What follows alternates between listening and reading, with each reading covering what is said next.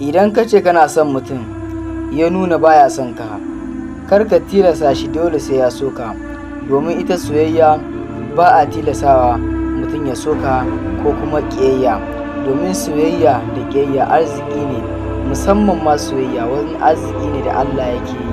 Akwai mutumin da ko kuɗi za ka ba shi ba zai taɓa son ka ba, akwai kuma wanda ba sai ka ba shi ko biyar ba zai so ka, domin ita soyayya ba a tilasta ta, ƙiyayya ita ma haka ba a tilasta ta. Idan ka nuna kana son mutum ya nuna baya son ka, hakan ke nuna bai san darajar ka ba kuma bai san kimar ka ba.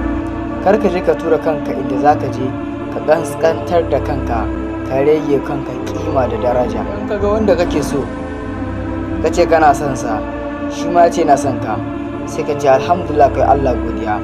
Idan ya ce baya son ka, sai ka ce alad duniyar salam, duniya da fari take, kowa ya je ya ga abin da yake ganin ya fi mai.